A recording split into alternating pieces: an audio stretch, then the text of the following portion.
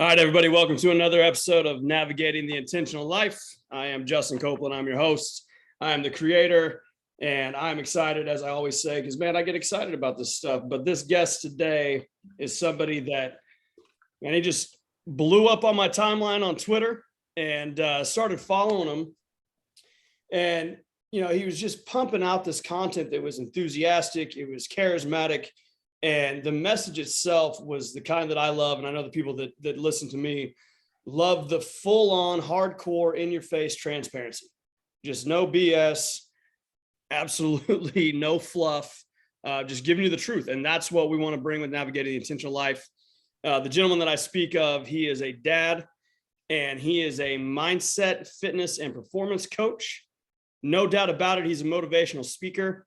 And I think one of my favorite lines that he puts for himself is that he is a former couch potato that is now a limitless Ironman, and did so within the span of 11 months.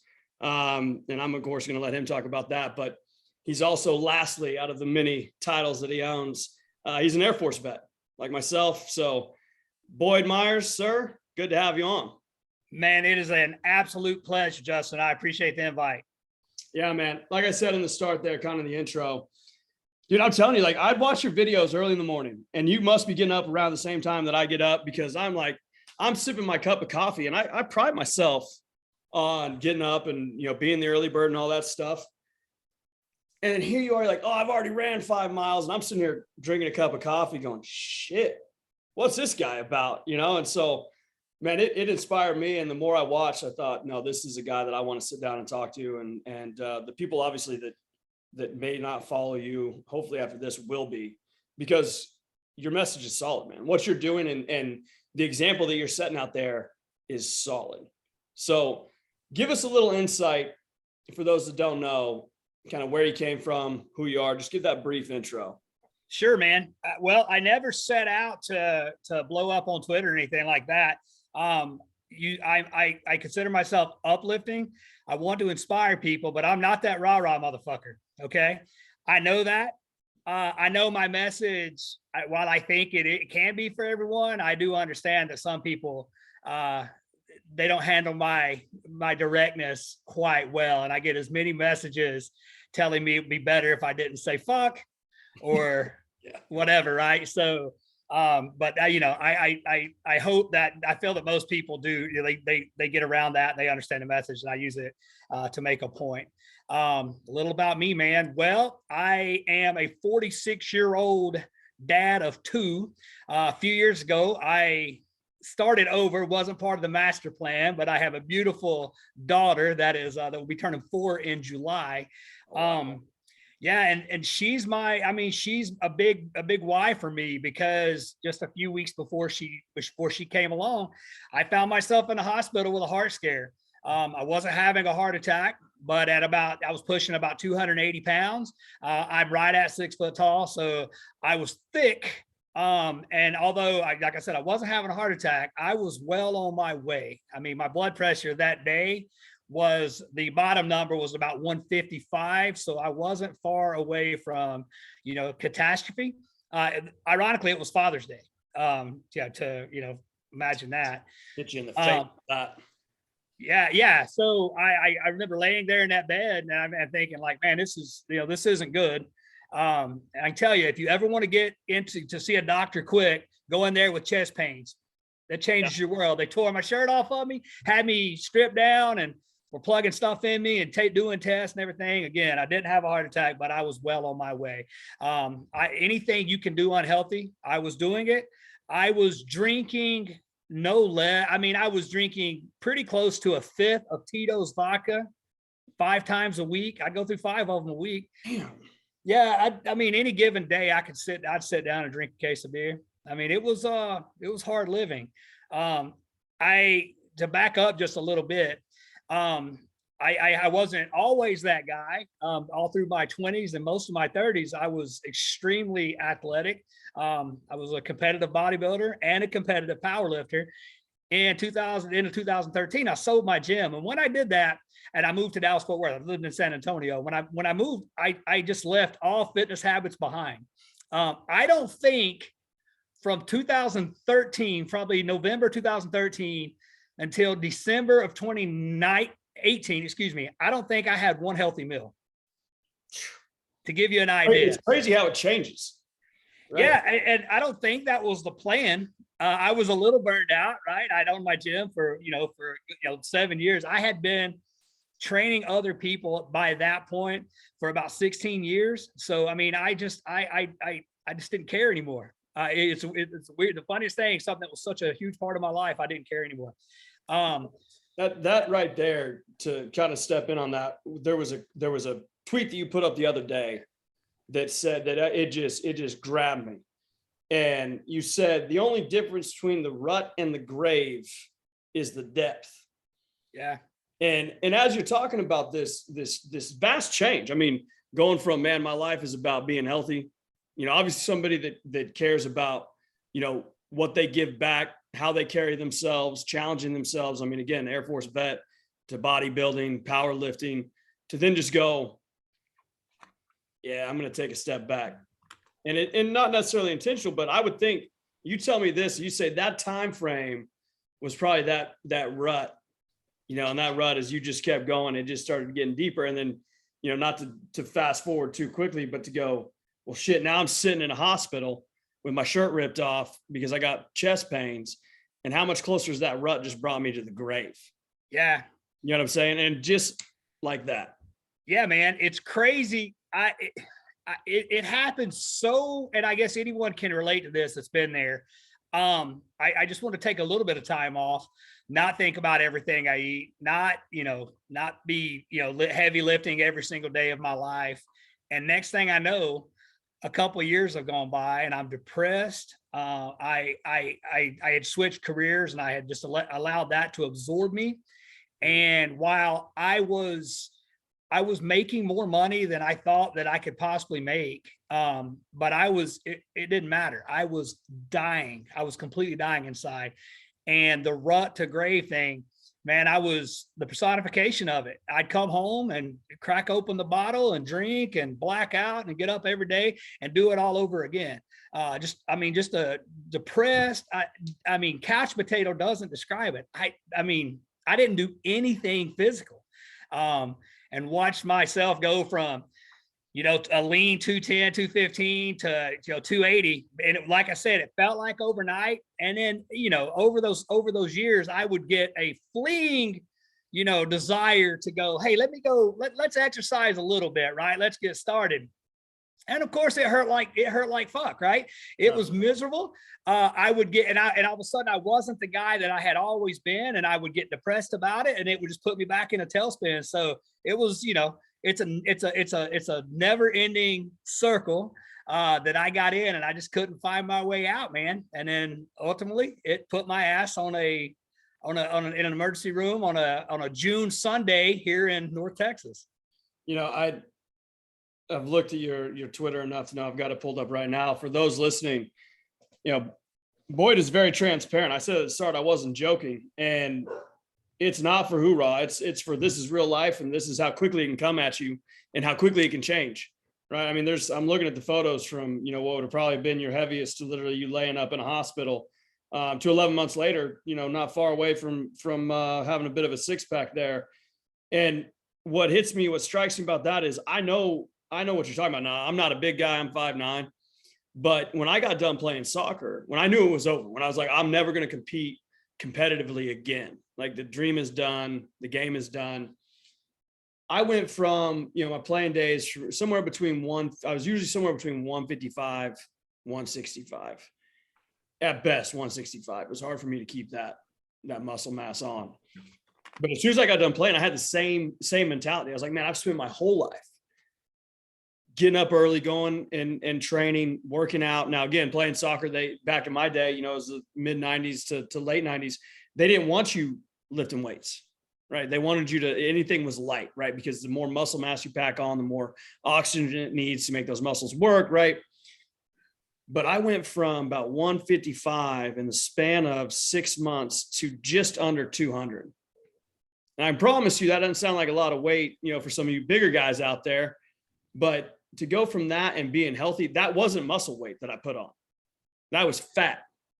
And I got to tell you, it was the happiest time in my life. Like, I didn't train, I didn't run, I ate whatever I wanted. Like, at the time, I was boozing pretty heavy, and my buddy and I would pick up a 99-cent double cheeseburger at like 2 a.m. when we were on our way home, from the bar. And that's how my life was. That's how I was living. My parents were going through a divorce at the time, and it was ugly. And so I was just surviving. And at the time, I didn't realize where I was at. I didn't realize where my headspace was at, and whenever you talk about like that slow but sure descent from where you were to then the hospital room is, unfortunately, I think you would probably agree, but unfortunately how a lot of people live their entire lives. Yeah. And they don't even know it, right? They're alive, but they're not living.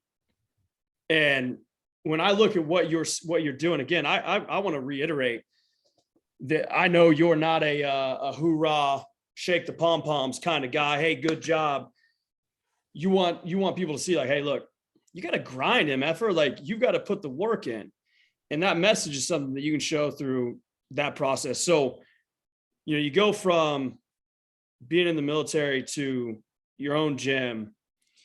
That day on the gurney in the hospital, what was that like, the next day where you go, I almost died, man. Like, what are we going to do about this?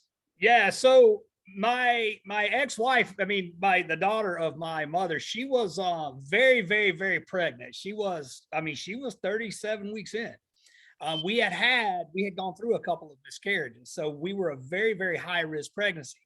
I was doing everything I could not to scare her. I thought, this is the end. I'm about to leave my wife and I'm going to have a little girl, or I didn't know it was going to be a little girl, but I was going to have a baby. And at that point, my son was 14, and I was like, man, they're going to be without me. Okay. And you would think that would be enough to straighten my ass out. Right. But man, bad habits, old habits, die hard. I was good for a couple of days, laid up, relaxed. Okay, that's a funny thing. Yeah, instead I should have had my ass out walking, but I relaxed, and I'd say a few days later, I started hitting it again. Okay, my daughter was born July 19th, right? So the difference there between both my boys are July babies. Okay, so July 19th she came. And I was here, I spent a few weeks at home, and, I tend to her and stuff. Looking back, I'm disgusted with myself, but I'm transparent. I would sit all day. I could sit and just sip on Tito's all day. I didn't have to work, didn't have to do anything, because I was kind of home doing a little paternity leave, so to speak. And, she'd nap and I'd hit it. That went on. And then I decided in October, and this is after the hospital. Yeah. I kept going. You kept going. You're like, no, I'm good. Yeah, but I got this. Where's the Tito's at? Yeah, I thought I was. Yeah, let me get some Tito's. Right. I thought, I guess that didn't scare me enough. Right. Right. And then I thought about it more and more, and I started thinking like, man, I know I love this little. Look, I know I've been pretty much being a fuck up, and I want to say that we've all got a fucked up past, and I might we might get into my growing up and all that, but look, we're all fuck ups, right, in our own way. And I was being a pretty big fuck up by this point, right? I'm like, and I was probably in denial that at just 42, I'm gonna live a lot longer than that. I wasn't ready. You forget. I think Elvis died at 42, right? If Elvis can go at 42, I can go. Right? The king can right? Go. So, and I was looking like Fat Elvis. And man, so in October, it was mid-October, I decided, you know what? There's enough of this bullshit, right? I need to get my shit together.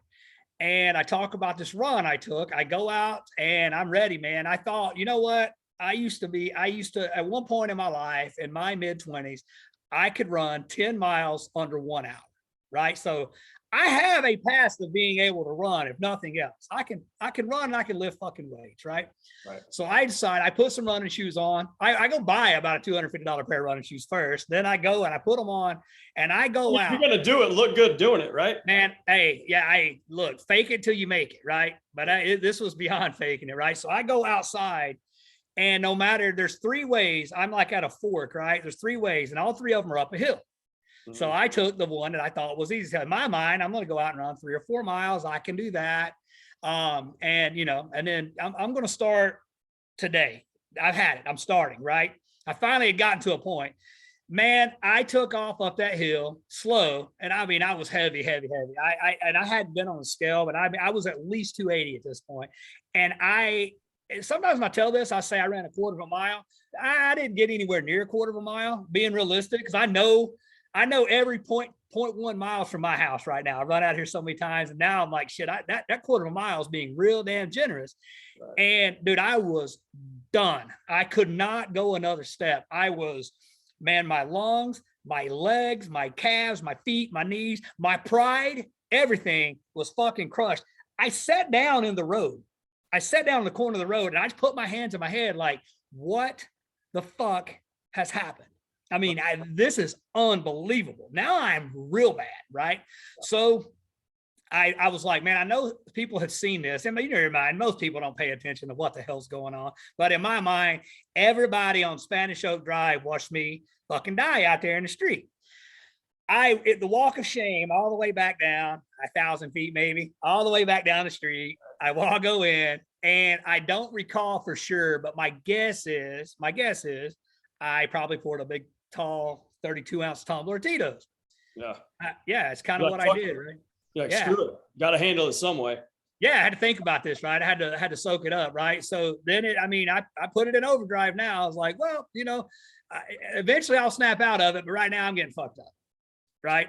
Yeah. So the lies we tell ourselves, right? Like, yeah, man. Yeah. And it was crazy too, because I wasn't immune. By this point, I started noticing it. I mean, it's crazy. This is crazy. It took this long. And then I started noticing in pictures, man, you look like shit, right? You look bad. And I would see myself next to people that I thought looked like hell. And I was worse, right? And I was like, holy shit, how did that happen, right? I still saw myself as this great athlete, this muscular guy. I convinced myself, if I turned just right in the mirror, I could see abs, right? There was no abs. I mean, it was rolls. It's dangerous, especially as guys like you and me. I mean, you talk about being athletic growing up, and you have, like you said, you've got this vision in your head, man. It's like, I still think at 40 that I could go out and do some of the shit that I was doing when I was 20. Now, I'm not going to say that I couldn't, but right now, could I? Not at the same level that I was doing it. But in my mind, I can. And that's part where it gets scary as we start to get older, because the fact of the matter is, like you said, I think that's where people talk a lot about, man, you got to look in the mirror and you got to take a real look. Yeah. Right? And sometimes, like you said, those pictures the actual pictures can really alter what you have, that mind's eye view of what you really are. Because for me, when I got big and all that, I had literally just had surgery on my knee.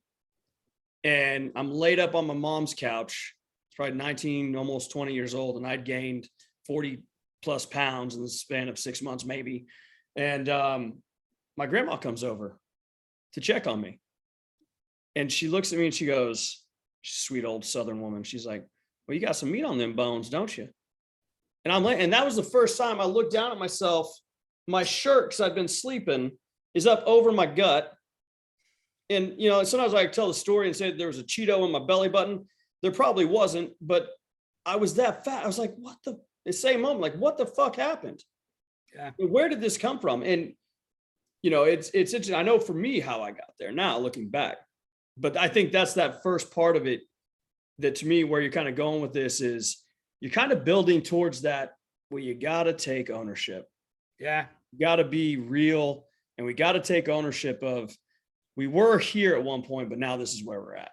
Yeah, that guy, listen, and you'll hear me say that motherfucker in those pictures, that guy was a pussy and that guy's dead and gone. Well, at that point, the bodybuilder, the powerlifter, the runner, that motherfucker was dead and gone, right? I mean, those days were over, right? So I was starting from day 1, week 1, fucking day 0, week 0. I was starting, that day when you get off the bus at boot camp. Remember that? That's where I was at, man. My hair was all fucked up. I had ugly clothes on, and I didn't know what the hell to do, right? Yeah. I'm just getting yelled at, freaking the fuck out, right? So a couple of months passed, and it had started weighing on me, right? I was like, I got to do something. Every time I'd see my little girl, I would think, man, she deserves it, right? The depression, man, was rough, man. I just find myself this no energy whatsoever, and no desire, no burn. I'm like, and I remember thinking, it's got to come back. It's got to come back. It's got to. I just obsessed over it. I mean, I probably should have just went and gone and had my hormones tested. Would probably been a good start, but I don't go to the fucking doctor, right? So I'm terrible about that, right? So I mean, now, especially now, I owe them like $5,000. I'm like, I don't want to go back over there. Fuck them, right? They're I already owe them for that heart scare. Yeah, they only tell me bad shit anyway. Why am I going? Yeah, exactly. I've made it this far. I don't want to go back. That was a terrible day. So it comes down, and I remember. So I had gotten the audio book. So I was messing with Joe Rogan, and I saw David Goggins on Joe Rogan, and I listened to him. And I've got another story down the way about Goggins, but I listened to Goggins, and his story resonated with me, and it was extremely similar to mine. And I was like, okay, I got to do something, right? So I listened. He was on there twice by that point, and his book came out. Or no, it was the second time when his book came out. Mm-hmm. And I got his book, and I listened to it in one setting. I mean, it was like 7 hours. I listened to his audio book in one setting, and I decided, all right, I got to do. I mean, and listen, and it's not about motivation, but I needed that spark. And if I got the spark, if I could get started, being able to keep the fire burning. Right. Because I knew from my experience here just a couple of months ago and having the heart attack scare and all that, hey, man, anything I try to light, I'm lighting wet grass. Okay. It's not going to stay lit. So I got to get some dry wood on here. I got to get some kindling, and then we'll throw a log on it and see where we go. So I listened to David's book. I decided that day I went out and I was like, fuck it, I'm going to run. And I ran about the same distance as I ran the first time. Right. I mean, all the motivation in the world wasn't overcoming, physiological, disaster. Right. But this time I came home and I owned a Peloton, which is the funniest thing. I'd spent $3,000 on this bicycle I wouldn't ride. And I got my ass on that. I was like, you know what? I can't run. Running sucks. Running hurts. But by God, I can do something. And I'll get on here and I'll just become a fat Lance Armstrong. And I just started pedaling. That first ride, I don't know. I want to say I rode an hour and a half. But that night I was tired. I mean, trust me, I was wore out that day. And I went to bed and I woke up. That was a Friday night. I woke up Saturday morning at 2 a.m. and I said, fuck it. I got to go get on this bike. The Peloton this is in December. This is December 13th. The Peloton had been moved into my media room because my Peloton, I had put it in a living room because I was like, I need to see this fucking thing. Still wasn't riding it, but I could see it. Right. I figured if I see it, I'll ride it, but I never did. But the Christmas tree went there. So I put it in my media room, right? And my media room gets really dark and I get in there and I don't turn anything on. I cover the screen and I pedal for 2 hours. And that was like, okay, that sucked. I was not hydrated. I wasn't fueled. I mean, I wasn't paying attention to heart rate, but I stayed on it for 2 hours. I was like, you know what? It's going to suck and I'm going to keep going. I'm not going to fucking stop. So it's crazy. Cause that's, when I'm listening to that, when we start to change, when we start to really challenge ourselves, I talked about ownership, but there's an element of that ownership. Like you've got to kind of go into the dark places. Yeah. And you took that literally. Yeah, right? I did. That was by design. I was like, motherfucker, there's not going to be any stimulation. I could turn this big TV on and watch it. Yeah. I need to be alone with my thoughts because they say the change happens within us before it ever happens, right? Before it ever happens outside of us or to us, right? I had to be alone with the motherfucker that was making me miserable. I was like, hey, you know what? You keep dragging me back. You keep taking me upstairs to that fucking bar. And you know what? I know there's probably 10 bottles of Tito's in this house at that point right now. We're not going there right now. We're going to sit here in this dark ass room and we're going to pedal on this fucking bike until, I'm not saying you're going to be, that motherfucker, that depressed guy, he's not going to be dead, but his ass is going to be beat down and allow me to, like I said, start, working that little fire that I had a spark. Now it's time to, let's fan this motherfucker and get it going. The craziest thing about finding a spark is a lot of people ask that question. How'd you get going? How'd you do it? How'd you get motivated? And motivated is a word that's so overused and massively misunderstood by a lot of people. But that spark comes from looking for the things to make the ignition, right? Like you've got to have that moment, or in a lot of our cases, multiple fucking moments. You were in the hospital, almost died, didn't work, still went back to the Tito's, right? Still went back to the same lifestyle that got you there in the first place. Yeah. I can tell you my story. My first moment was, well, getting a divorce or splitting from my ex-wife, right? Watching my 5-year-old bawl because I was leaving, not understanding. Then it was 2013. I get a DUI. My name's plastered all over my small town newspaper, right? And people in that motherfucking town still read a newspaper. Yeah. So, my dad and my family, that we have a big last name. My uncle's a mayor. Embarrassing. Had to resign from the position I was in because of it, because it was so public. And you would think that would go, hey, wake up. Yeah. Now it started a little bit, but I wasn't yet willing to go into the dark, right? Get into those true dark places. And I think that's where, like, if anybody that listens to this, the part that Boyd's talking about, you're looking for that spark. Well, he had to find the things to make that spark happen first. And that's kind of where you start, the fucking Peloton. All right, I'll use you. You're down in the living room. I'm still not riding the Peloton. I almost died. Still not riding it. Now I'm going to move it into my media room. But I'm going to ride that bitch in the dark so that the only thing that I can feel in this room is me. That's what I think. I think that's a beautiful set of imagery. I hope I painted it in a way that people listening can really grab that, to think you're literally in there fighting yourself. Yeah. And man, it was a fight. It was, at that point, it was the hardest thing I had done going on 5-6 years. Right. So talking about the way to fan that fire, I knew I needed to do something. I've got momentum now. I've worked out, I did the little run. It sucked. I got on the bike, went to bed, got up, got my ass back on the bike. I'm like, hey, I got it. Now this is progress. Right. So I got back. I get off the bike, let's say 4:35 in the morning, still ain't shit going on in my house at that point. I get online and I'm like, you know what? I need to do something big. I can't run 100 feet. I'm a fat, disgusting fuck, right? So I can't run 100 feet. So at that point, I was like, man, what would be hard? Dude, I got to sign up for a 5K. Holy fuck, a 5K in June gives me 6-7 months to get ready for a Spartan 5K at Jerry's World, right? At the AT&T Stadium. In North Texas in June, it's hot as hell.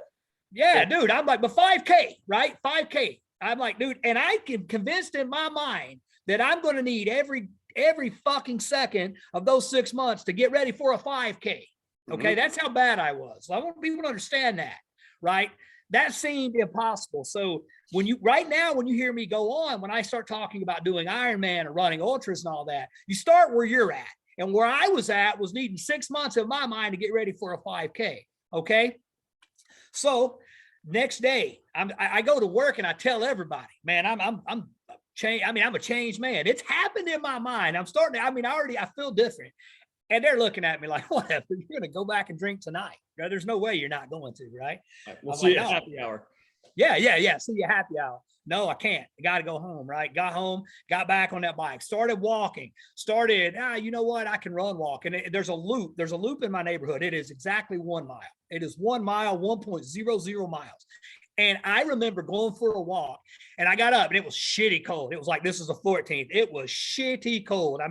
Icing outside, and I woke up and I was like, I was about to get on the Peloton. Fuck it. Goggins went and got in a lake when it's like this. I got to go outside, man. I fucking walked outside, my fat ass with no shirt on, and went for a walk. Right.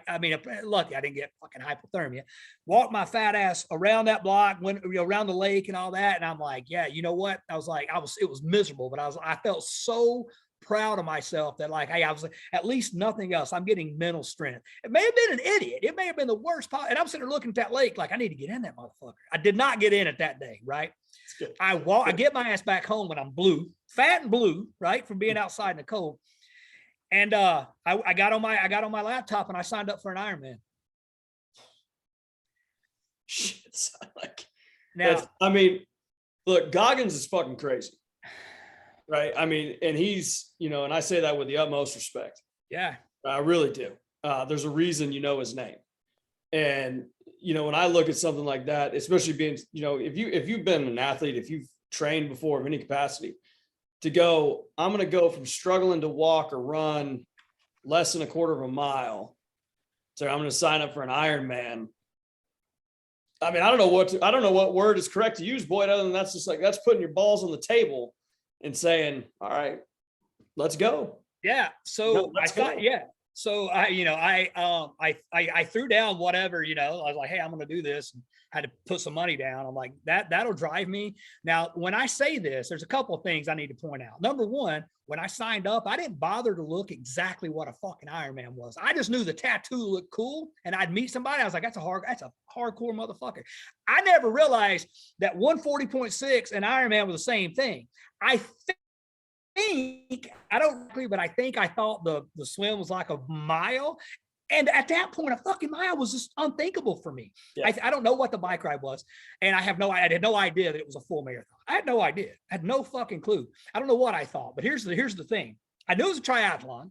I knew I had not ran a mile in 13 years. I knew that. I had never been on a road bike, and I hadn't swam a lap in 25 years. Okay. And when I did swim, I was a shitty swimmer. Okay. So I was never a swimmer.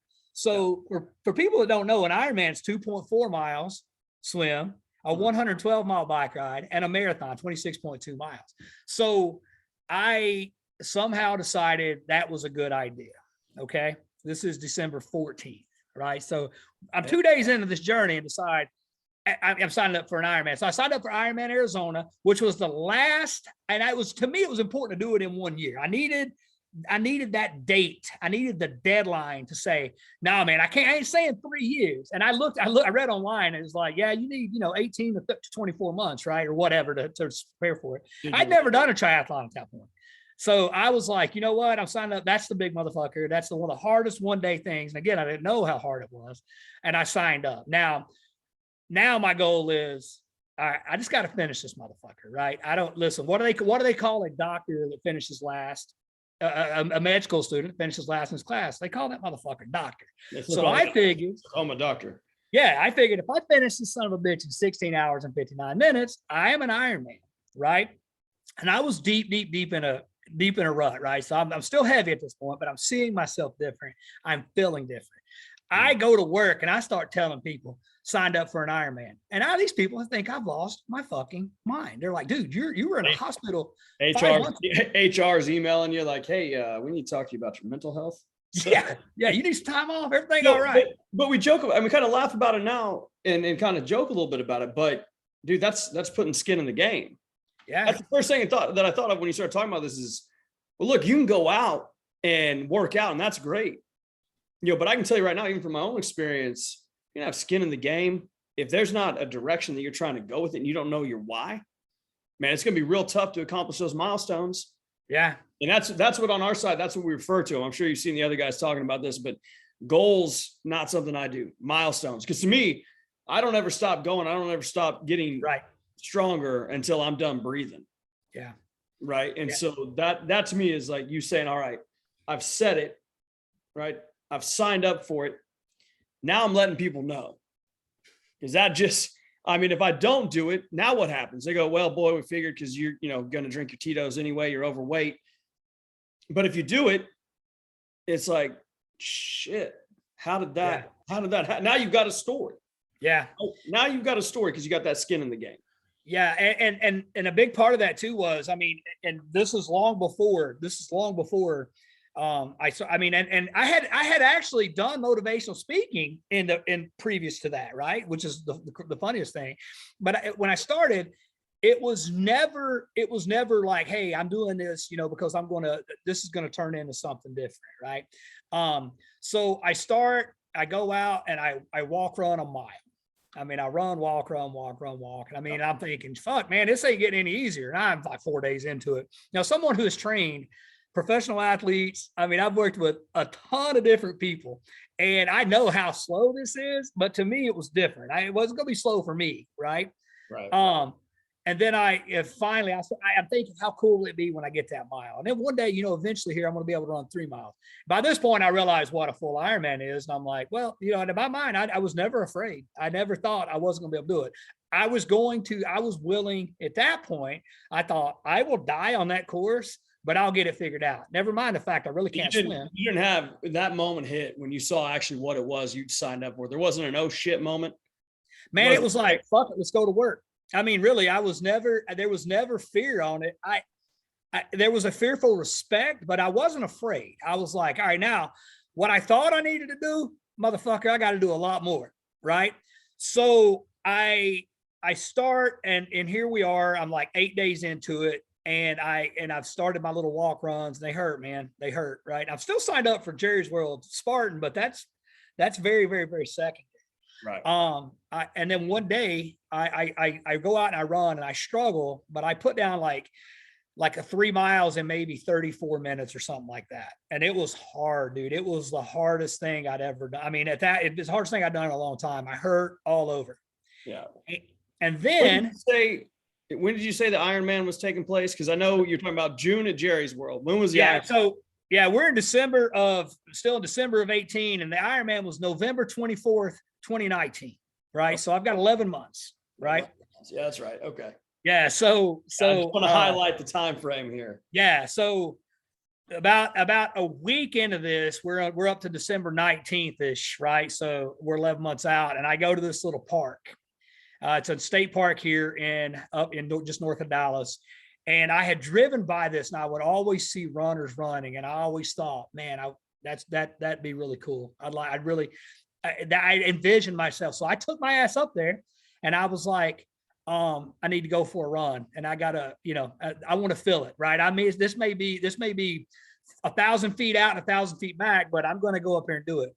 I ran 12 miles. And I was hurt. I had a blister on the arch of each foot, right? Because I'd gotten these Under Armour fat tire shoes, and I thought, I can run with these things. I think I heard Joe Rogan talking about them, and I had these giant blisters on my arches, but I couldn't stop. And there was some walking, running, but I did 12 miles. At that point, and here's where I choke up when I drive by this bridge because there's this old bridge. That bridge is that's where I learned, motherfucker, I can do this, right? I've got this.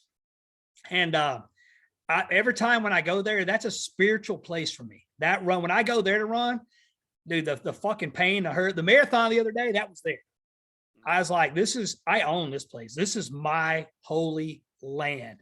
So I run 12 miles and I remember going into work and telling everybody, I ran 12 miles a day. And they're like, fuck you, whatever, right? Now, I had just got an Apple Watch, right? So now I've got fucking some form of tracking. And I didn't know shit about Strava or anything, but I'm like, dude, I look at these steps, right? And I close my loops, right? I'm excited. Right.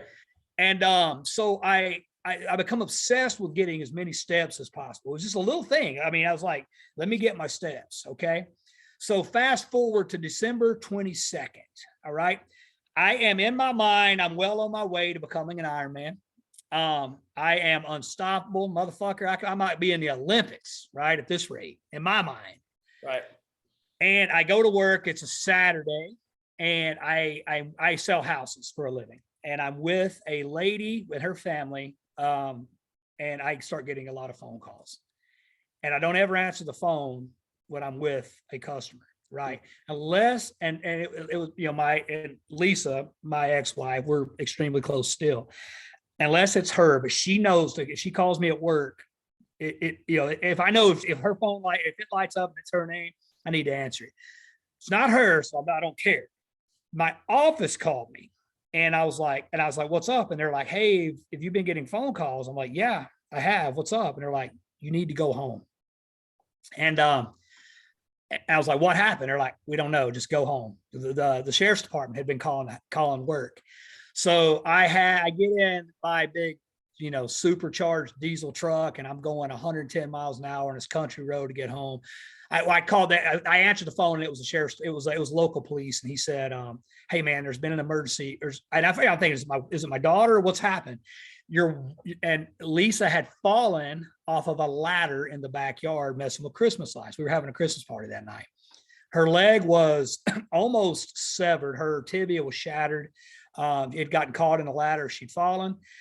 She had crawled about 70 feet to get to her phone because the baby, my son was kind of keeping an eye on the baby. She was taking a nap.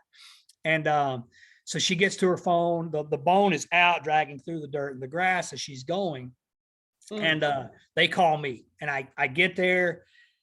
There's no warning. I walk around the corner. It's about, I drive about 10 miles. I mean, that was the longest 10 miles ever, even at 100 miles an hour, 110 miles an hour. I get here and I walk around the corner and I see her leg just everywhere. Right. And she had blacked out a couple different times, and I'm like, holy shit, where's the baby? Right now they're going to take her. Now I got to get this shit together.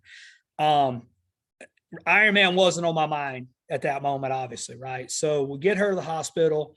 They're like, man, this is bad. Right. She go in, the dirt and the grass had caused infection. So she had I think she had 2 or 3 of the eventual 10 surgeries she had that night. Right. We're a couple of days short of Christmas. I have, at that point, my little girl is 5 months old, and mama's in the hospital, and we don't know if she's going to keep her leg. Right. I would go to the hospital. She ended up being in the hospital. Overall, she came home for a couple of days, but she was in the hospital for about 30 days. I would go to the hospital, spend the days there.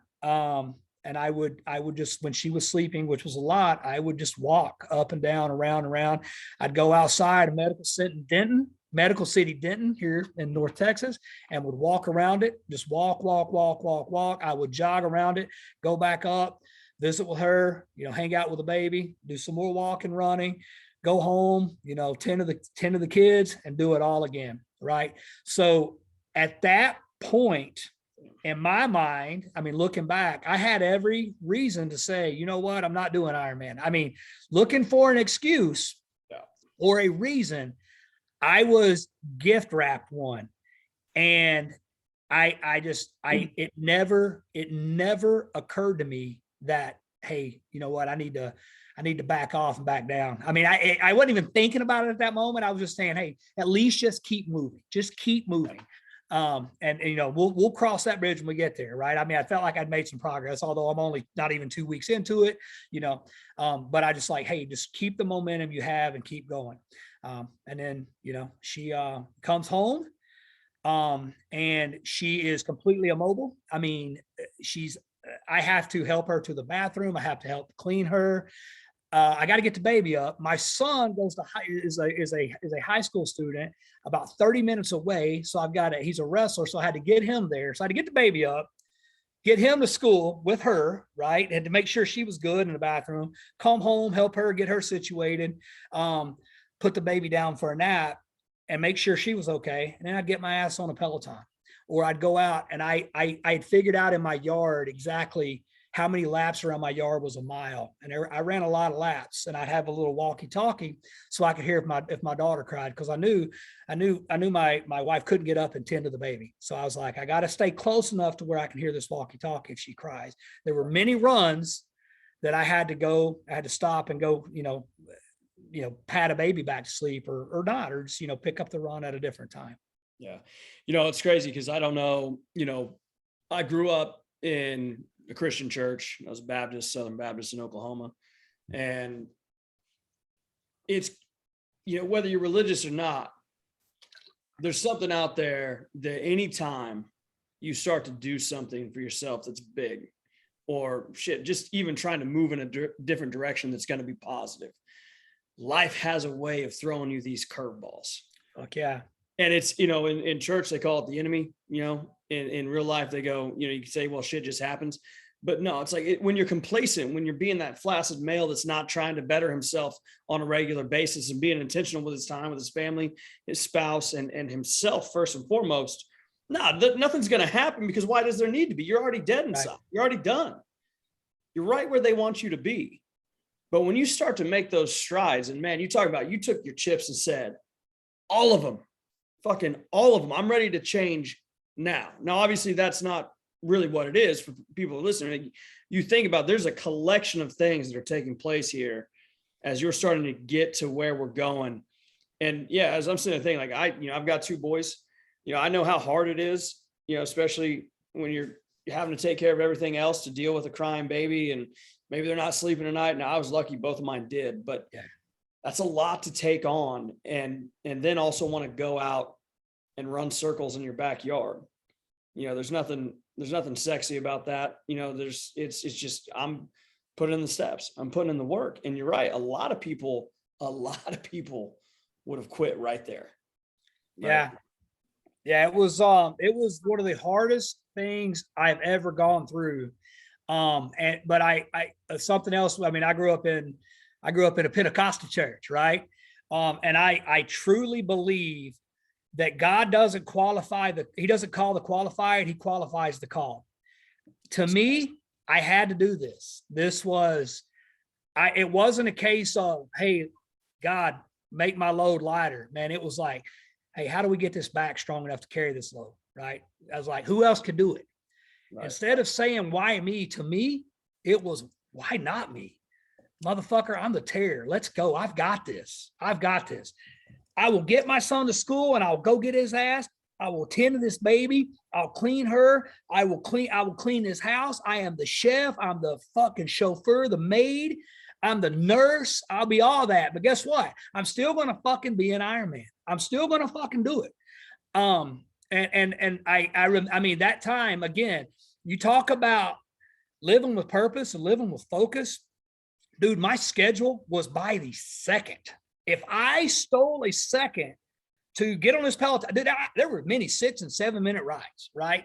People make excuses that, you know, I don't have time. And I didn't have time. And guess what? I was the first one awake and the last one awake every single fucking day, because that was the only possible way that I was going to do what I wanted. And that was the only way I could take care of my family, man. A baby, a 5-month-old doesn't give a fuck if you're tired.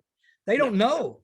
A 14-year-old doesn't give a fuck if you're tired, right? He's even worse. He knows. He just doesn't care. They see. Yeah, he's wild, right? So, yeah. I had every excuse, and that's when it clicked. That's when it hit me like, man, what do I have to lose now? Fuck, I've got every obstacle you can have put in front of me right now. I mean, shit, I'm not working. Now I'm like, I'm starting to accumulate some money problems all of a sudden, because guess what?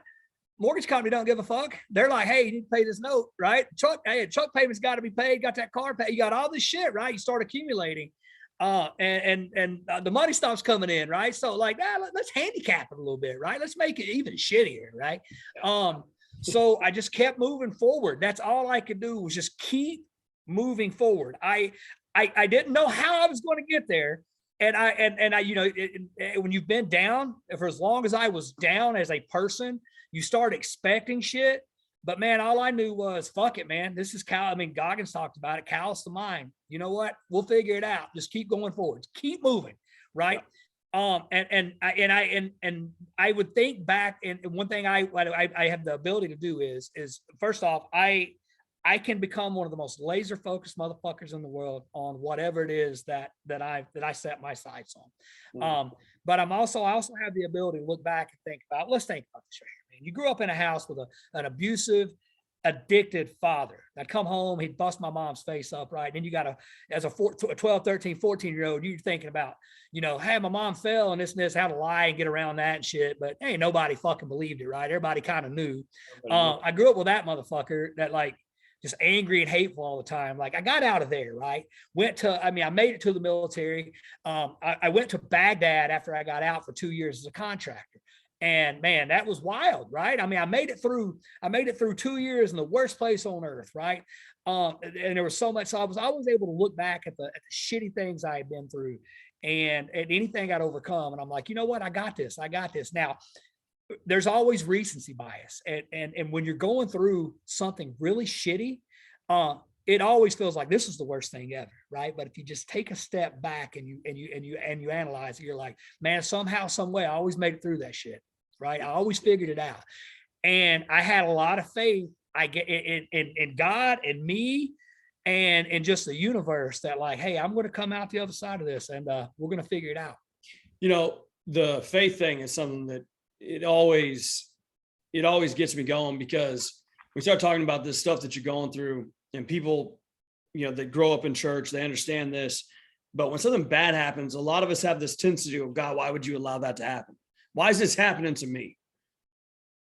And it wasn't until recently that, you know, just kind of sort of diving into this stuff and go, well, you know, God's not punishing me. God knows that I can handle it.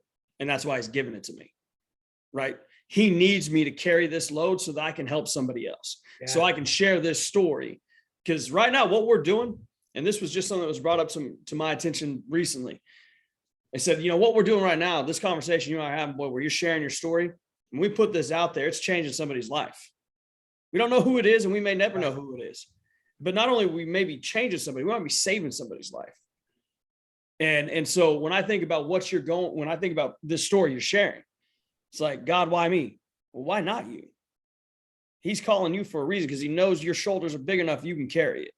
Right? You can step up as a man and still take care of your family, because regardless of what happened to your wife, regardless of your weight, regardless of, you know, the hard issues that you almost had, your baby daughter, your baby girl, who's beautiful, by the way. I pulled up your the Twitter, right? Yeah, so, she's caught some fish today. She's slaying them.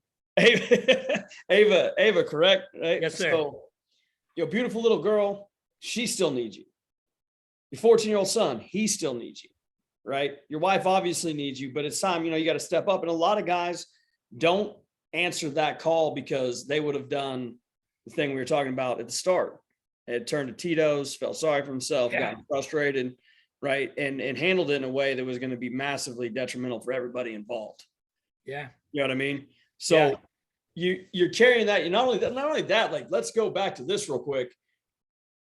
You signed up for an Ironman. It's got the name for a fucking reason, right? Like you it's not like you're like, oh yeah, I get you doing the Spartan thing, 3.2 miles. Great. Right. You know, and to put it in perspective, to run, what do you say, 12 miles or 24 miles or whatever it is, you know, the average, I think, state 3.2 miles is like 18 minutes or something like that, 17 minutes. Yeah. And that's moving at a tick. But, you know, again, that challenge in of itself, now you add in this stuff and you're trying to lose the weight in the process, you know, so get me to where you're kind of getting through this stuff with your wife and how you're continuing to stay positive or stay disciplined. Notice I didn't say motivated. Yeah. Stay disciplined. Dude. Yeah. At some point, I mean, there's plenty of times where there was no motivation, right? I want to be clear on that, because a lot of people see, you know, you see like, what the fuck's this guy on getting up at, you know, by the time you've seen it, I'm like, I've already done some shit, right? Yeah. Man, listen, I'm just like everybody else that, like, there's days I wake up like, fuck, I don't want to do this, you know, but I got to, it's habit, it's discipline. And occasionally I find motivation. So occasionally something pumps me up. But I mean, more times than not, it's just what I have to do. It is my responsibility, my obligation, my duty to myself to, like, I need to put my best self out there in the universe. Okay. I've got to, right. And I know from experience, my best self is my active self, not the motherfucker sitting around that slept in, right? Not the dude that hit happy hour after work and decided, fuck it. You know what? I don't want to eat that clean, that elk I got in there and that I, you know, and marinade. I'm going to grab a pizza. I love pizza, man. Fuck. I'm a fat kid at heart, right? I want to eat the shit. 3. I'm good. Dude, cheeseburgers, French fries. I would eat that shit every single meal. I did for years. That's why I ended up in the shape I was in. So we go, you know, we start going, she starts getting a little bit of mobility back. She gets a scooter, and that was life-changing. This is fucking wild, right? A scooter. We're ecstatic at the house. Now she can get around. She can zoom around. Still can't touch the baby. Still can't carry the baby, right? But she's got a scooter. Now I'm like, dude, she's free, right? So we're creeping up on March. Here's the beautiful thing. I still have never been on a fucking road bike by this point. I've been on a Peloton, pedal my ass off on a Peloton, but I need to get a road bike, right? So I go get a road bike. I meet some guy when I'm getting my bike, and he's like, dude, I'll take you out for a ride. And I'm like, what do I need, right? I'm getting the shoes, I'm getting all this shit, right? I mean, it's an expensive ass sport, to say the least. Yeah. Forget the bikes. Yeah. So I go out, and this guy decides he wants to go ride with me. And I was like, man, let me figure it out on my own. I go out just like everybody else, rode about 7 miles, got a flat, didn't know how to change the flat, had to call my buddy to come get me because couldn't get a hold of anybody else. At that point, my wife still can't drive, right? So my buddy has to come get me. And he's like, you okay? And I'm like, yeah. He's like, so our joke was now, and he's like, what are you doing tomorrow? I'm going for a ride. He said, well, call me if you need me. I'm like, I can change a flat now. I didn't know what to do then, right?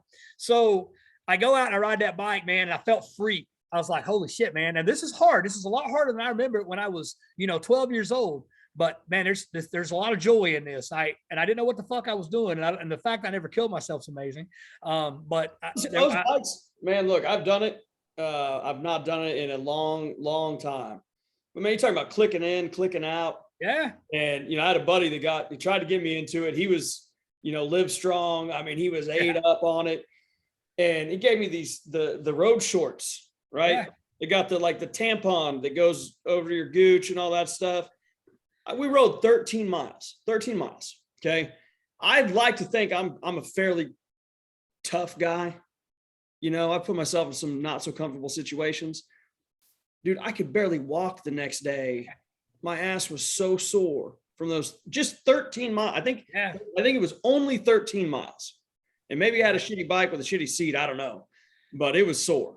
Yeah, there's a lot goes into that. We can talk about that offline, right? How to not be sore on a bike, right? But I had been on the Peloton, right? So the funny thing about a Peloton is you don't go anywhere if you stop pedaling.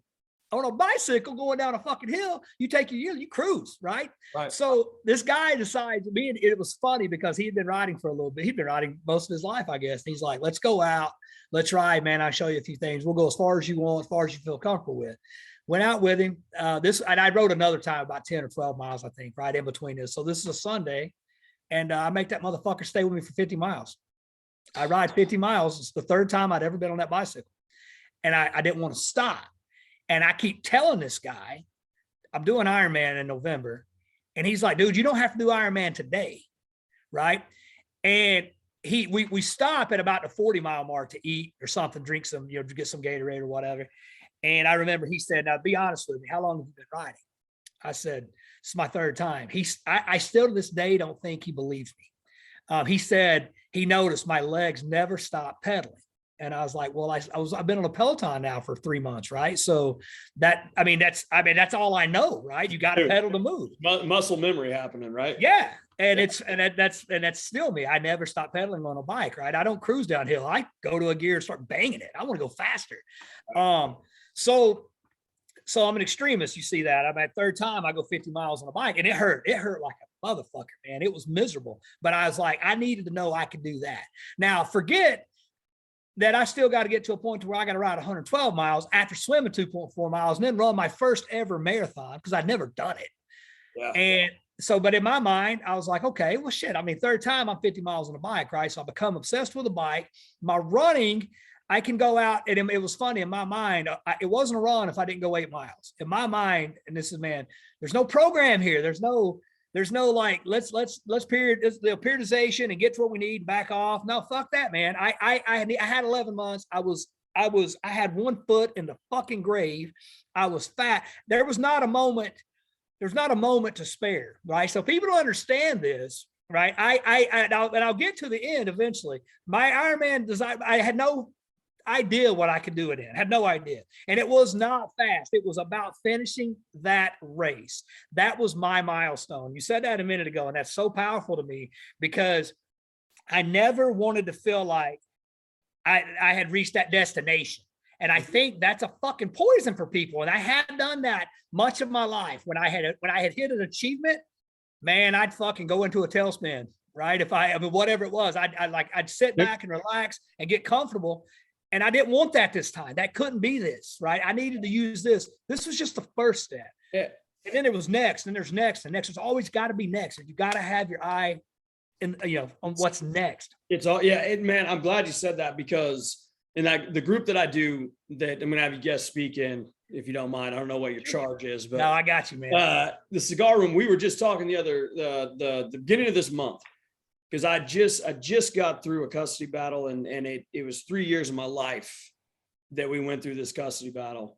And God has a really weird way of working because something happened that I thought would never happen. And basically just within 3 days before we're supposed to have our final hearing, we come to an agreement. So no trial, none of that, just agree. And the boys are here. They're with me full time. Bam, done. So for 3 years of my life, I lived with this thing. And man, when that day comes, I'm telling people like, I want to have this big party. I want some banners. Like I want to celebrate this big win, not like just just the relief of something that's been so complicated and so difficult and hell on earth for 3 years. And then it came and it was over. And you know what?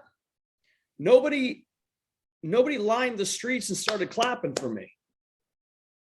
I got phone calls, right? I got text messages. I got, shout outs on social media and stuff like that whenever I let people know that it was done. But that was on a Monday. And guess what happened the next day? Tuesday happened. The fucking world keeps going. Yeah. Right? And so my point of this is like, when we set these milestones, they're milestones and not goals for a reason.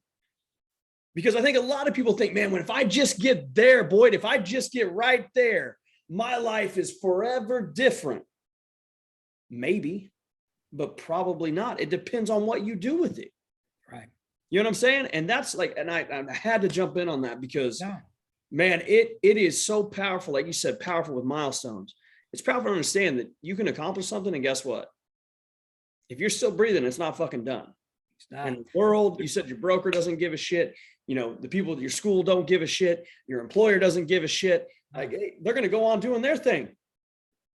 And I go off on one. I apologize, but still, like, that's huge for people to understand. Like, you're talking about, I had a foot in the grave, and I just rode 50 fucking miles on my bike, and the world keeps going. And I'm thinking, this is not going to be what defines me. Right? No, fuck no, man. There's no end. Right? There's no end. As far as our paths go. Now, on the other side of that, man, you're going through shitty stuff. Your wife's broken in half, and the suffering does end. And that's something I remember every single time. Dude, I'm miserable in 90% of my workouts. Okay. Just so people know, man, this ain't fucking easy to me. There's no point will running ever be easy to me. Ignore the times, ignore the speeds. That's something that's relatively new because I stopped running like a fucking sloth, right? I started running like a sprinter again. Got up on my toes. I knew I had the cardio, right? But it still sucks. It still hurts. There's still a lot of pain. There's still a lot of suffering. But I can, in my mind, I can say, I'm not going to fucking die. And if I die, I fucking die. Big deal, right? I'm joking. But well, I mean, it's kind of on your terms, though. At least it's not a motherfucker. I died running. I didn't die being heart attack. On the couch. Yeah, you've been smashing Whataburger and Tito's as your main diet, right? Or Bud Light in my case, right? Yeah. So I was like, hey, you're gonna live. You're gonna fucking make it, right? So back to 2019, I just become, I fucking was 1,000,000% obsessed. There's nothing else to say. And you've got to get obsessed. You have to. People say that and people are, oh, you're obsessed. They say it and there's a negative connotation. Yeah. Yeah. You're going to fucking, like in their way, they're calling me obsessed to make themselves feel better about not being obsessed, right? About just being fucking alive. They're like, yeah, you do that. At this point, I'm like, yeah, shit, man, I did this. I ran, I did this and this. I'm now, 14 hours of training this week. They're like, oh, I have a life. Yeah. Well, tell me about that life. Happy hour. There's nothing fucking happy about happy hour. Right. So I start pushing through, man. And I'm in North Texas. It gets fucking hot.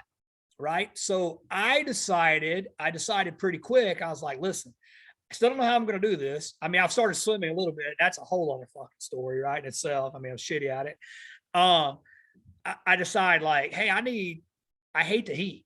So I'm like, I gotta face that motherfucker.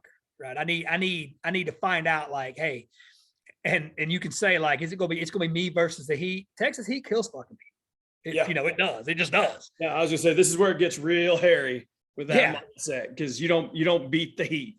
No, that motherfucker's undefeated. The Heat and Father Time are both undefeated, right? So I would go out, man, and I figured this. So we're in March at that point. By Memorial Day, I was ready to put down my first 100-mile ride. I'm gonna go out and ride 100. Now I need 100. I don't know, in 2 months, right? By this point, I'm knocking 30s, 40s, 50 down like it ain't shit. So I go out. That day was the highest Memorial Day in many years, and I go out and I do 100, right? So now I'm like, you know what? I better figure that. Because I understood hydration. I have a degree in sports nutrition, which is funny, right? But I understood it on a level of lifting weights, of spending an hour on a treadmill, right? Mm-hmm. Now we're talking a 7-8 hour ride in the fucking Texas heat. That's a whole different animal. So I figured at that point, yeah, it's time I figure out what the fuck I'm putting in my body. Now I had cleaned up. I had stopped eating all processed foods by this point, but I'm like, You know what? I'll eat potato chips, by God, if I get out there and I'm dying. That light dehydration's a different beast when you're on a bike in 110-degree heat.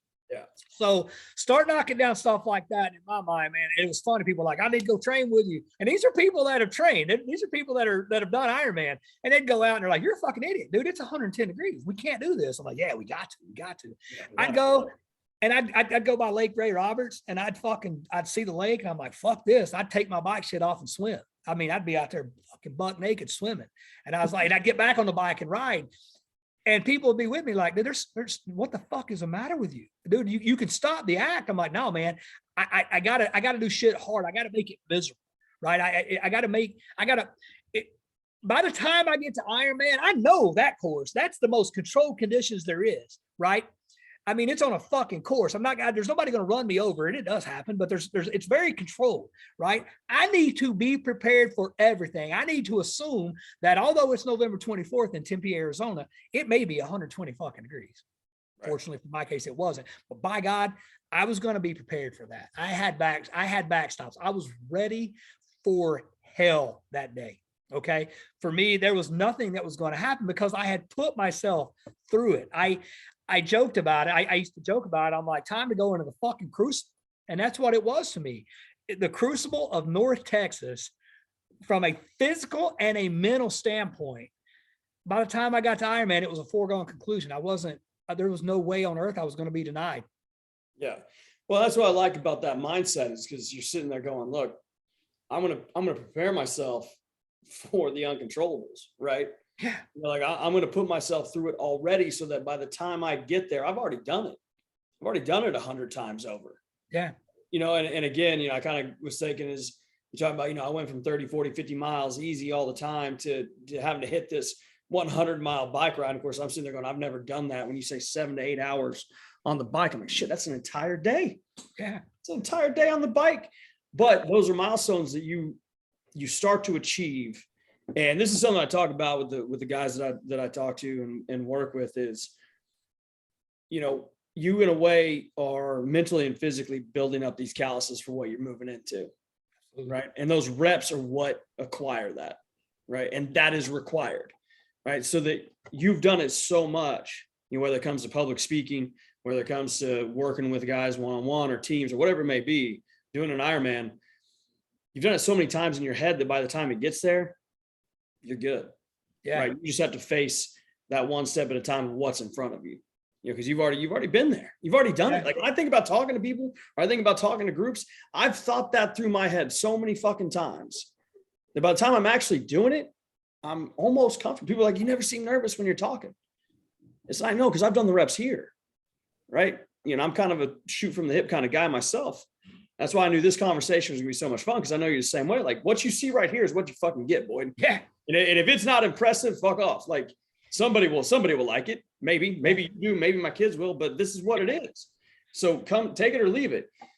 So that's the part to me, like this story, because I know you've got so much more. Like we haven't even talked about your time in the military. I don't even know what your AFSC was, and we won't get there right now because this right here, you get to the 100-mile bike ride, right?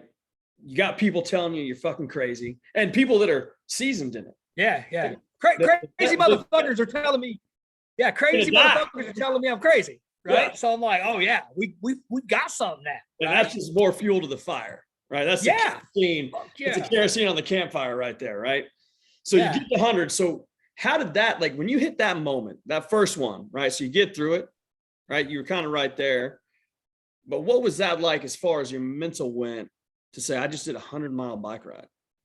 Man, it was indescribable looking back at it. I remember that day vividly.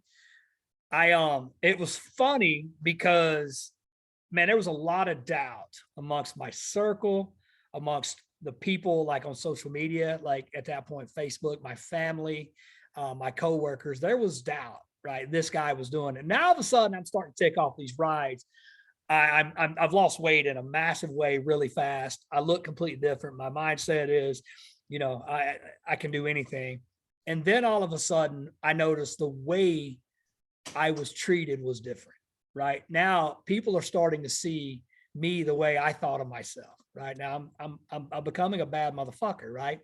And people, so we come up to Father's Day, right? I find out there's this triathlon in Denton, Texas on Father's Day.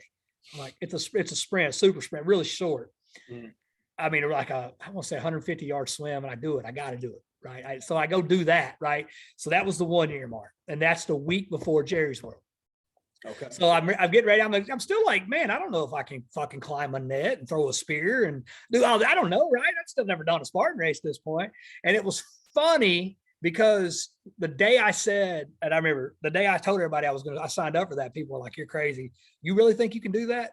And now we're coming up that week and I'm still like, there's the unknown, right? I still like, fuck, I'm not a racer. I haven't done any kind of races. And people are like, oh, that's going to be a joke for you in your shape.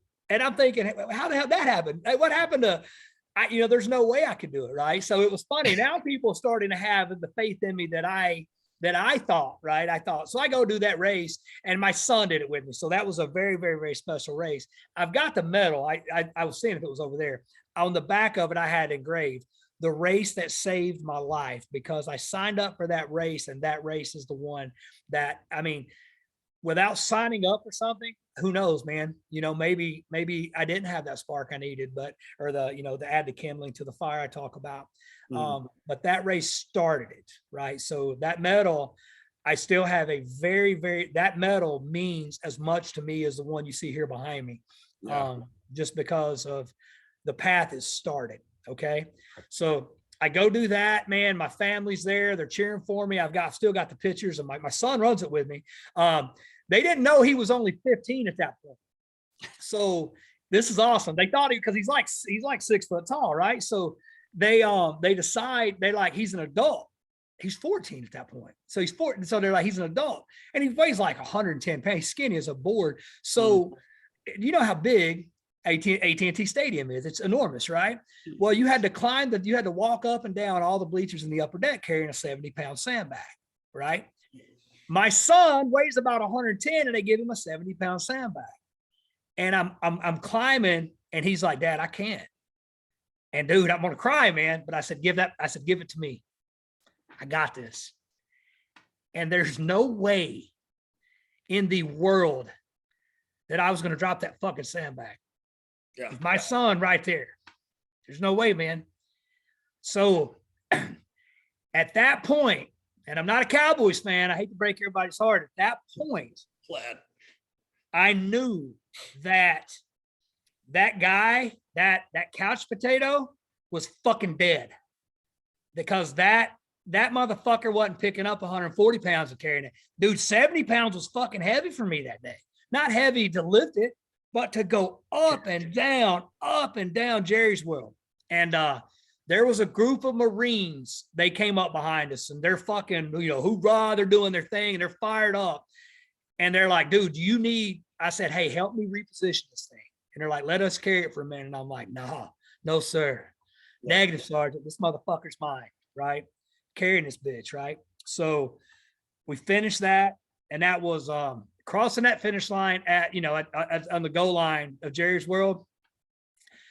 In my mind, I keep thinking, they're not calling me an Ironman yet, but man, this feels really fucking good, right? So finished that race, and then it was full steam ahead to Tempe, Arizona, right? So at this point, we're 5 months out. I want to say about that point, about 14 miles was about the most I had run. I had that big run, but I just figured, there's no need. My knowledge on triathlon training was absolute minimal.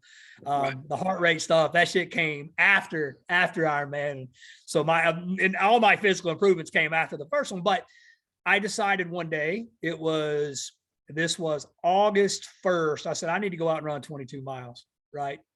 And I remember Lisa, my ex, she's like, call me if you need me. I was like, hey, I may just have you meet me somewhere to just trade me water off, right? Because I was gonna run the bike ride I would do if I was doing a 22-mile bike ride. Right. So she met me at about the 12-mile mark. I changed shirts. I think I changed socks because I'm a sweater and it's hot, right? So there's that. It was hot as all get out. And she went back home and my phone died. I remember my phone died. And so there was like, she has no idea if I'm dead or whatever, right? Right. And I come running back into my neighborhood, and she happens to be going out to check to see if I'm, washed up. Yeah, like if I'm laying somewhere like getting eaten by Texas buzzards, these turkey buzzards may be pecking on my brain, right? And she sees me, and I remember thinking like how proud I was, because she knows I'd still do this to this day. If I'm running, I get the hell out of my neighborhood because I don't want to be close to my house because that's too easy, right? I got to get the fuck out. Temptation. And if I decide I want to run 20 miles, I run 10 miles out. Right. I don't run it close. I got to get out. I got to burn the bridges. I can't be in a situation where I'm like, fuck it, close enough. Let's go back. Right. So I remember coming in that neighborhood, how the pride I felt at that moment, that I was like, I went out and ran 22 miles. Right. I got this shit. I still never put it together. Right. I still never put it together, but I was like, I know, like, hey, at this point, I'd gotten pretty close to swimming 2.4 miles in the pool. I'm like, okay, I know I can do that. I know I can ride 112, and I know I could probably run a marathon. Okay. Now, can I do them all together? No, but here's the deal: survive and advance. Mm-hmm. Survive the swim, survive the bike, get on the run, and let the chips fall where they may. And I didn't give a fuck about how fast I was going. It was the idea of being out there. I felt confident that I wouldn't miss cutoff times. But I mean, I didn't know, right? So we're rolling into about Labor Day, and I start meeting these cyclist guys, and they're hardcore, right? And I'm like, hey, I want to go do a real 100, and I've still got this one saved. And we ride up by the Red River, and we're cruising. It's a really cool ride. It's hot, but it's cool that we're up on the Oklahoma border. And I remember thinking, like, I'm on a fucking bicycle, right? And we come back, and it's hot. It's brutal hot, right? And we had to stop a few times because guys were like going, getting low. We'd taken a wrong turn. We ended up in a fucked up spot. We were having gear issues, name it, right? So we get back home. Everybody meets at my house. We get back here. Everybody's like, man, and I start taking my stuff off, and they're like, hey, can I get? I'm like, yeah, you guys help yourself. They're like, what are you doing? I said, I've got to go for a run. I got to find out how it feels to run after 100 miles. So I go out, and that day I ran. I mean, that was the first time I'd ever done a 100-mile ride and then a run, which you don't do that shit. I would never do that now prepping. Well, no, okay, never mind. I wouldn't have anybody else do it, right? But I went out, I put my shoes on, went out and ran 10 miles. And that's when I started feeling like, yeah, I think I can do this. So yeah, not fast at that point, but I did it. So. Dude, there's so much there. I mean, again, I think people listening to this will get caught up in the story, right? They're going to get caught up in these moments of going, man, this guy's crazy, right? There's an obsession there that's almost borderline unhealthy. But what I pick out from what you're telling me, little things like I didn't run in my neighborhood, because it's taking ownership of and yourself and who you are, right? And what you're doing is not fun. Right, you're embracing the suck on levels that a lot of people never even want to think about, let alone actually do. And so it's setting up these like safety nets almost, right? Because hey, running that far anyway sucks. Right, you got to tape your nipples up and all that stuff, and then to get on a bike and ride 100 miles. I mean, look, you got to know yourself. And I think if I was talking to anybody now or anybody listening now to go, identify your why. Yes, that's great. But then you got to really understand who you are. Yeah. Really start to look at like, where am I going to be in the way of me? I mean, that's what I hear when you start telling me stuff like that. Yeah. Right? You got to get out of your own way. Lower level, it's such a big thing, but it's that below the surface, that layer that is so important to what you're talking about right now. What I mean? Being able to figure that out and keep going. So you get the run in 10 miles. What was that like? Were your legs just fucking jello? Like, was it, because I've done that. Like I used to do CrossFit, the one that everybody freaking comes out. It's like Easter for CrossFit, right? They go out and they do Murph, right? Murphy. And, there's a 1 mile run. Then you do your 100 pull-ups, your 200 push-ups, your 300 air squats. Then you go run another mile. And by the time you get to that second mile, I'll never forget the first time I did it. It was just wobbling, right? Like I thought I was going to fall over, after that. So I can't imagine 100 miles on the bike, and then now you got to go run. What was that like? What was that fucking pain like? Man, so it was funny. I knew a couple of the guys were hanging out at my house, right? I knew one of my buddies, we'd planned on something. We were going somewhere. I think we're going to a bike shop, right? We were doing something. Oh, his family was coming over. We were going to cook. Mm-hmm. And it was important to me to fucking do the miles. Now I'm like, this motherfucker's sitting at home. He's dying. He's sitting there playing in my water hose. He's probably got the sprinklers on, little bitch. Man, I got to get this run in. I can't stop. You know what? Hey, let's go another mile. And it was on that run. So I come back into my community and I come to a T in the road. If I turn right and I get to my house, it's 9.8 miles. If I turn left and get to my house, it's about 10.6. And I remember I took the left.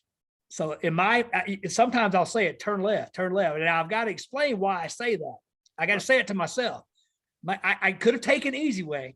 And I was close enough to 10 if I go that way, but to me, it wasn't there. So I think about those moments. I tell people some of the guys doing Waco with me, they'll send me like their workout. I'm like, you're going to remember this workout for a lot of reasons, right? You were at a point where you wanted to die at 5 miles, you did 10. This is the one that's going to define you, that's going to carry you, because there was a lot. I know why. I know just from that run, there were so many times where I was like, you know what? Ain't nobody in the world going to think I'm a bitch if I go back after 3 miles, because they're not doing it. None of them, they're dying. These guys are cyclists dying. Right. So, I look back at that and I was like, man, I'm getting 10 miles. There's no chance I will fucking crawl 10 miles before I'll go back. So for me, man, I don't remember it hurting or being miserable, but I remember thinking, here's my chance. I mean, anybody that rides 100 miles hey, you're a tough fucking guy, especially if you do it in Texas heat, but who gets off that bike and goes run 10 miles, right? I'm going to introduce them to somebody they don't see a whole lot of, right? Right. Dude, that's just, I mean, again, I don't want to use words like insanity, because it's not that for me. When I look at it, I think it's amazing what we can do when we get it right here. Yeah. Because I mean, physically you were probably just miserable. Oh, fucking bruised. Yeah. Dying. And, but it was here that was doing that. And you go back to Goggins. I mean, that's what he talks about all the time. You know what I mean? And one of the ones I like, you bring up Goggins. I can't think of Goggins and not think of Jocko Willink. Yeah. Because I love his little stick that I don't know if this is what made him kind of the name that he is, but it hurts. Good. You lost your job. Good. Wife left you. Good. You're not cares. Good. Because now you feel that pain. You recognize it. Now you can do something about it. Right. And that's mentality. Yeah. It's fucking mentality. And, I believe we grow up, we're in a time now, and maybe I'm getting old enough where that's just where we're at. I'm like, man, it's to me, we're in one of the softest generations fucking ever in the United States. Yeah. And so being able to sit down with a dude like you, where it's like, yeah, you've earned the title bad motherfucker. Right. Because you're not like, the miles you run, the Ironman that we haven't gotten to yet, but that stuff is great, man. Like, I respect the shit out of you for it. What I respect the most from this, and that's the most important to me aspect of this, is why you're doing it. You start talking about your daughter, you start talking about your son. You told that story about the sandbags, man. It took me a minute. I started to get emotional because as a dad, I know what that means. Yeah. I know that feeling. I know what it means. A year ago, I was a shit, man. Like, my life on the outside, you look at me like normal. No, I was a shit show. And so I know where that comes from. And that aspect of it is what makes you a bad motherfucker. Yeah. And now your responsibility is to share the fucking story, because you got legacy you're talking about now. Yeah, that's important. That's not lost on me. So now a big part of it is I need to be the example for them, that I should have been from the start, that you're capable of anything in this world. There's nothing you cannot do. Okay. If you want it, if you focus, if you figure out why you want it, there's nothing you can't do. Right. So that's what the Ironman trip was for me. To be honest, and I say this, I honestly don't care about the sport of triathlon. I'm not obsessed with it. Right. That's the funny thing. Right. Because we're going to get to what I'm doing next. Right. So I just think I think it's a great expression, a physical expression of mental toughness. Right. So you can be a good runner, you can be a good cyclist, you can be a good swimmer. See, I choose to suck at all three of them, right? So, right. So that's why that appealed to me. So move forward. The training's going well. I've still been in the heat and humidity. I make a trip home. My mom lives in Kentucky. I make a trip home to Kentucky and at the end of September, early October. And it was like 70 that weekend in Kentucky. And I go out and I run 13 miles. I was like, holy shit, that was easy. I got on my bike, went and swam in the lake where I grew up. And I didn't realize there were trees where I was swimming, and I got tangled in some trees, and I was convinced that snakes were going to eat me and shit. And I was like, man, Arizona can't be that fucked up. Right. So I do this, I'm good there. Yeah. I'm in Kentucky and up in the hills of Harlan County, Kentucky, swimming like an idiot. Shit. Right. And so I go to Arizona, and I'm in Tempe. I drive out there, man. And there were so many times on the way out there because this was my pilgrimage, right? This was my journey to Mecca, right? For me, because this had been every thought for so long. And I'd been there. I thought about this drive. I had thought about everything. And I remember crossing into the state of Arizona. I stopped and I fucking lost it. I was like, I'm on the doorstep now, right? I get there, and the funny thing is, drive into the desert in Phoenix, Tempe area, and it's fucking storming its ass off. And I'm like, you got to be kidding me, right? Wait a minute. So I get out, and I'm like, I got to go run in this shit, man. I got to go feel this. So I went and ran. I looked, and I look where the swim's going to be, and I start visualizing it, man. I'm in there, and then there's so many times I was just the gratitude that I was at this point. I finally here, ready to go, ready to run this race. Okay. Took it easy that week. I'm nervous about this fucking swim, man, because I had not had some open water swims, me and like one other person, but people understand 2,500 to 3,000 people start an Ironman at pretty much the same time. That is fucking terrifying, right? Listen, and I'm not a great swimmer. I'm still not an exceptional swimmer, but I damn sure not at this point. Right. So the practice swim is the day before, Saturday. I want to say, I may be off. I want to say it's 1,000 yards, maybe 750 yards, give or take, but it's in the open water. I need to fill this water because everyone's talking about how cold this water is in Town Lake in Tempe. So I got to do it. I'm going to do it with about 1,000 other people too, right? Yeah. So worst thing in the world can happen of, hey, it's not that bad once you get started, blah, blah, blah. Well, I go in, I get kicked in the face fucking 100 yards into it, and my nose explodes. Yeah, so I'm convinced my nose is broken. It's blood. I mean, I'm tasting blood. Shit's everywhere. I pull up, and the guy's like, "Holy fuck, dude, your nose is broke." And I'm like, "Yeah, I thought so." But I swim. I was like, "Yeah, fuck it, I'm gonna swim now." Now I'm breathing totally out of my mouth, right? I get back. My nose was not broken, but it hurt. Right? Yeah. It bled all day long, on and off. Right? Oh yeah.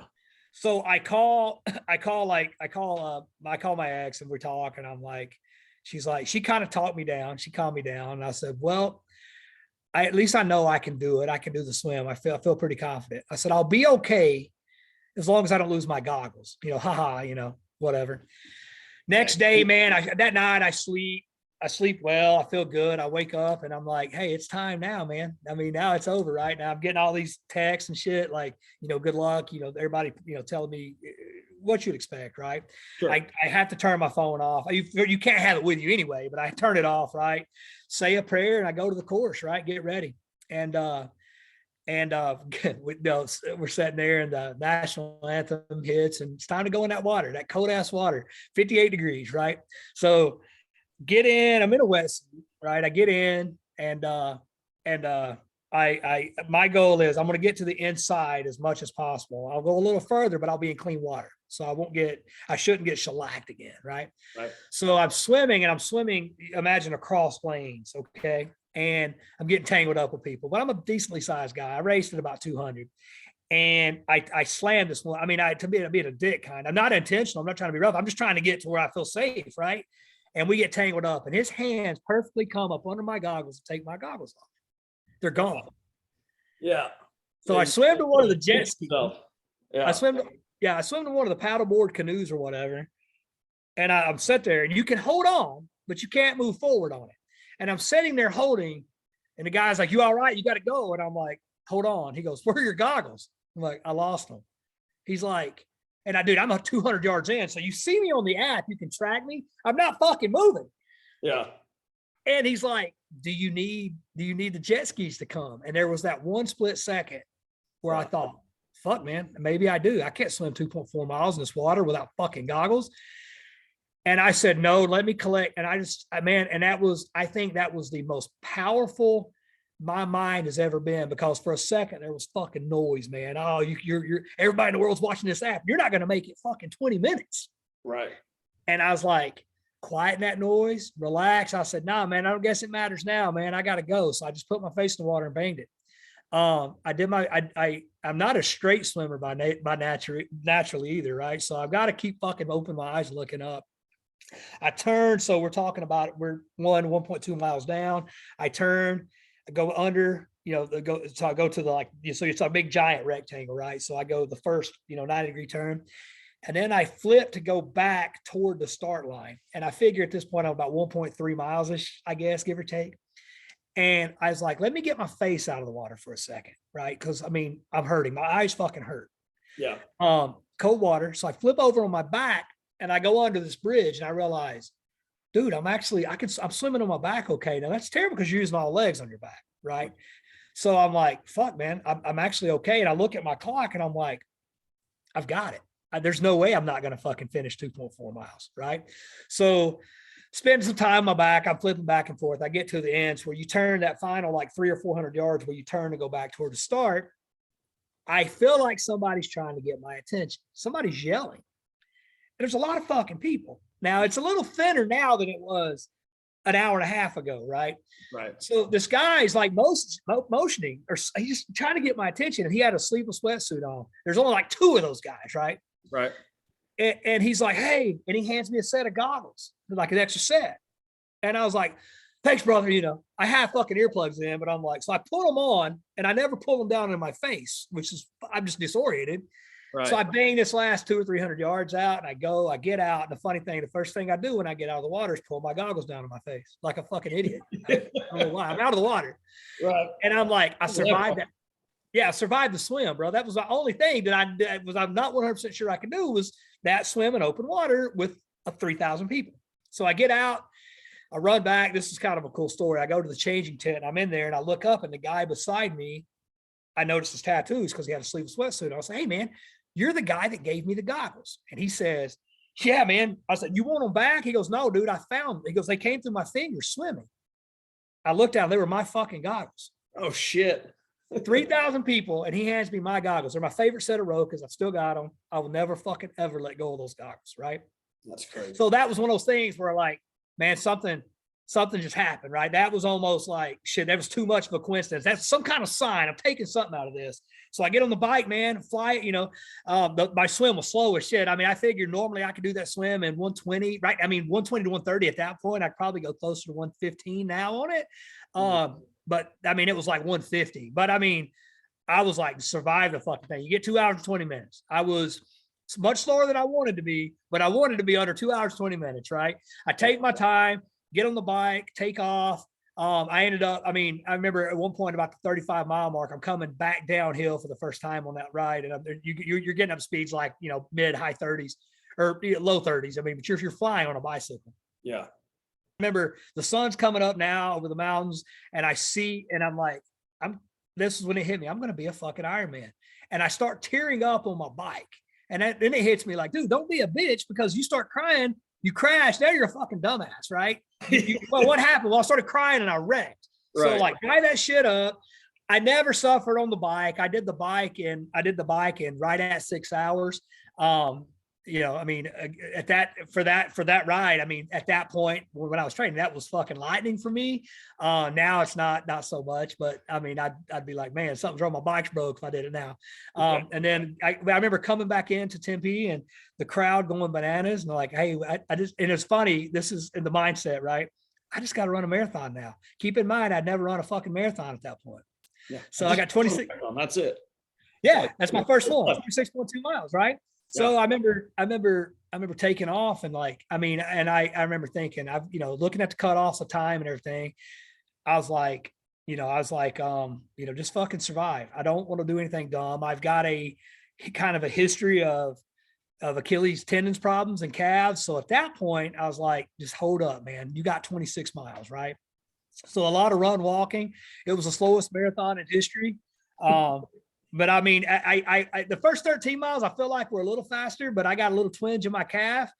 And these cats, when they lock up, man, it's one of those things. I'm like, that's the one thing that could stop me. So I I took it completely easy on the last half of that run, but I was very conscious. I would run like 100 yards at a time.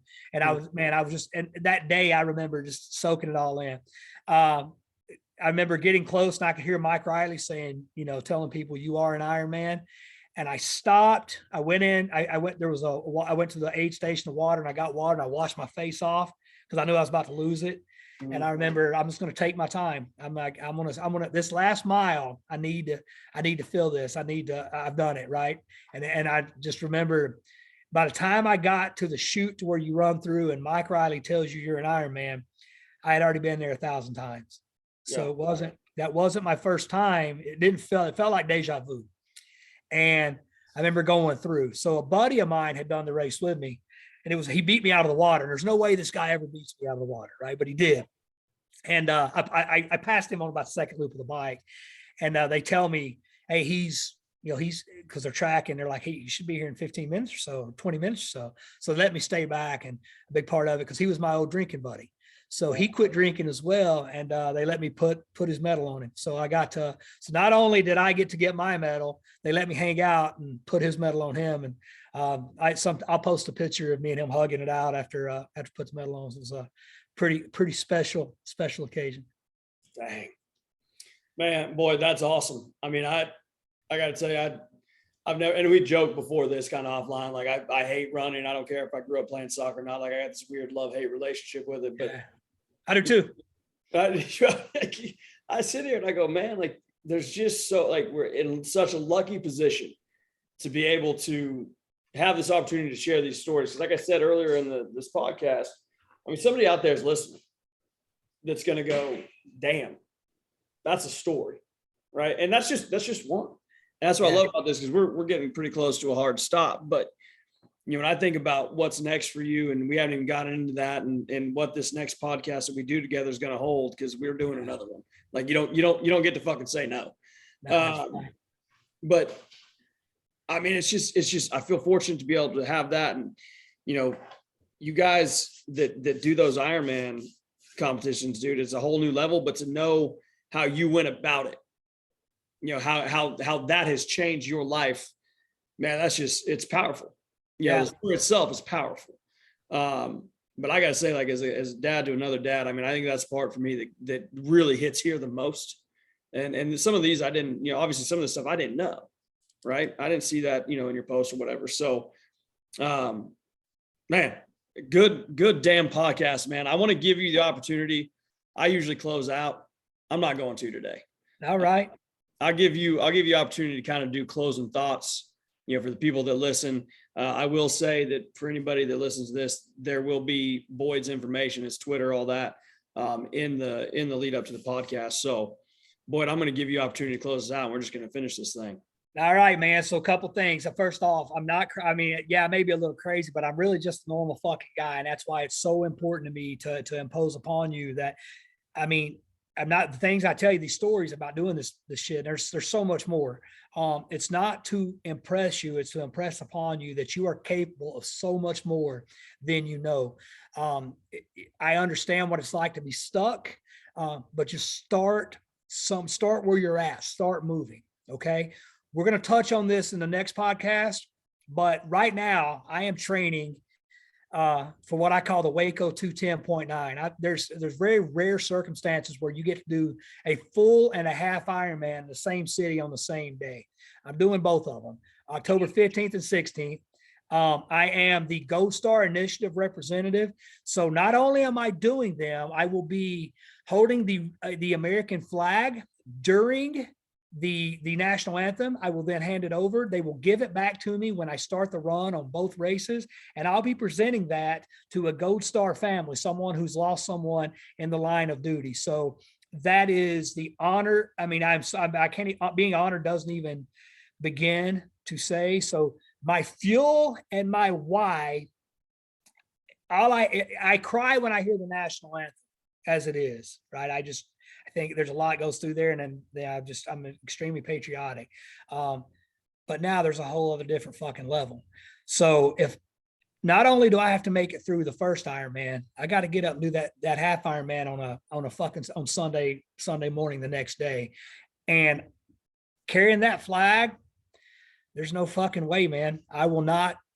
There's nothing. I could get fucking shot and stabbed, and there's alligators in Waco, and one fucking bites me. I'm still gonna. There's no way I'm not gonna do it, man. I mean, I will die on that fucking course before I cross that line. That's awesome. That's huge. You know, and I don't know if I've pointed this out to you, but I'm only 4 hours south of you. I'm down in Houston. Yeah, I was just down there last weekend, man. Man, we gotta link up, man. I gotta tell you, Boyd, like having you on has been fantastic. Yeah, I knew it was going to be a good talk. I did not know it was going to be this good of a talk. So I appreciate you taking almost 2 hours of your day out to sit down with me. I know you got plans with your family after this, and man, I appreciate it.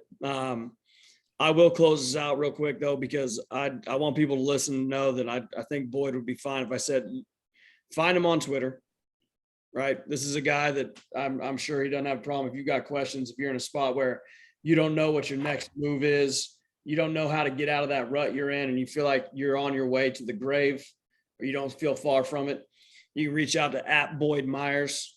Follow him on Twitter. That's a great start. You know, BOYDMYERS is his Twitter handle. And dude, Boyd, I appreciate you, brother. I really do. We're gonna line this up.